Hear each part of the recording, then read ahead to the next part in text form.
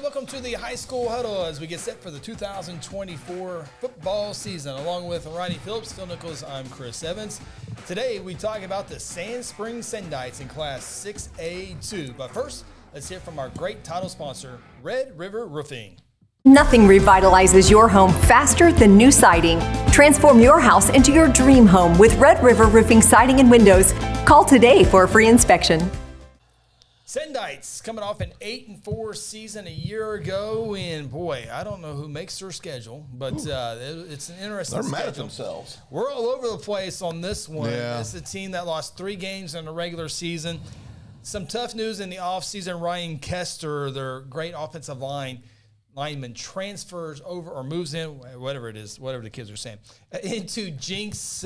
Jinx wins the offseason transfer Yes, win. they did. But Sand Springs losing offensive lineman on a team really offensively was fun to watch a year ago, and I think they'll be fun again this year. And it all starts with their quarterback, Easton Webb, over 1,200 passing yards, 10 touchdowns. And so you look at Sand Springs and, you know, the top 4 last couple of years has been Stillwater, Choctaw, Deer Creek, Muskogee. Deer Creek's out of the way now, so could Sand Springs be bumping their way more into the top 4? They were around that 5, 6, 7. They always had them about 5 and 6.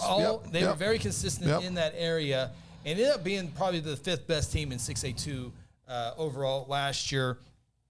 But things have changed a little bit. McCoy, the running back, had over 800 yards rushing, also over 100 yards receiving to go with 12 touchdowns as well. So they got some offensive weapons, but they also got some defensive weapons. Yeah, they're returning 5 starters led by 2 juniors. Defensive lineman Waylon Jeffers, he's a 6 foot, 240-pound junior. He's going to anchor that defensive line. Yeah, he's a kid that, according to most scouting reports, he's going to draw double teams on most plays on that D line.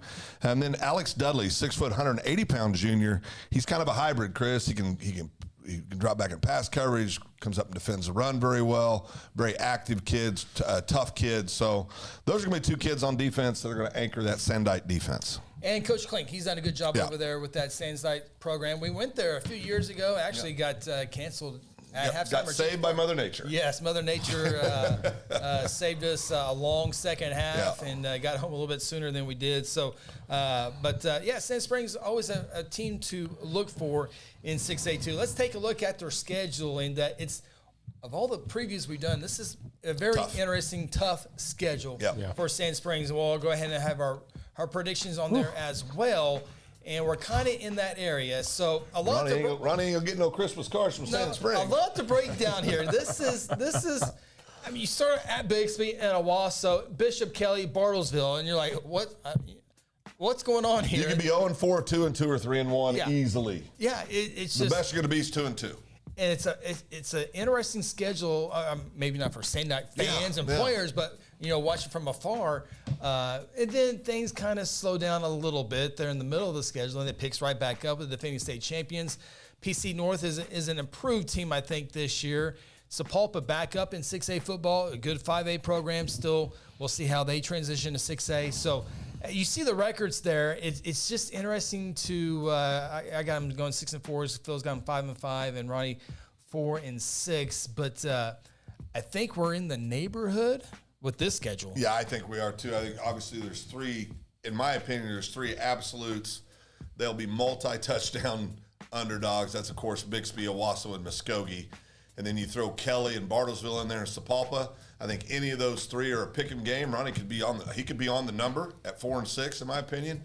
But I think 5-5, 6-4. I mean, we're right there. I mean, I think we're on the number. Or after Bixby and Owasso, you're glad to see Bishop Kelly. Yeah. No, they could win those 2 games. That one there. They could go 7-3. I got to go on the opposite. When you get those first 3 games right there, Bixby, Owasso, top 2, and they're like, oh man, Bishop Kelly. Maybe they lose that game. I mean, I got them losing that game. Yeah. I mean, I drew the short straw between us 3, so I got the 4-6 record here. But again, it's your turn, right? It's my turn.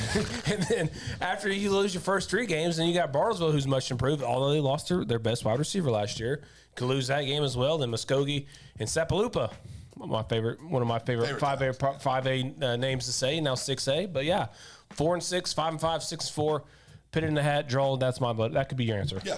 When you look at the district, a lot of publications are going to have Muskogee winning that district, including here on the High School Huddle. But then it's a fight between Sand Springs, Sapulpa, and Bartlesville, I think, for that 2 spot and for a home spot. So, those are thought way too early before even a scrimmage begins. But it can definitely 6-4, 5-5, 4-6, could be 7-3 if things really go well. Yeah. And that it's going to have to go well to go 7-3. It's just That's the best tough case schedule. scenario. It's Yeah, a tough schedule. tough football schedule. It'll get no them ready doubt. for the playoffs. Yeah, no doubt. No doubt. If they go 7-3, look out. Easy. Yeah. Look out. Look out in the playoffs.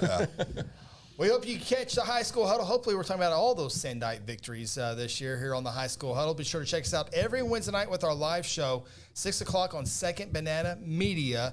And be sure to subscribe, click that bell when we go live. You can interact with your questions and comments, your favorite teams, your favorite players, all that great stuff on Second Banana Media. Best of luck to the Sandites this year. This is the High School Huddle.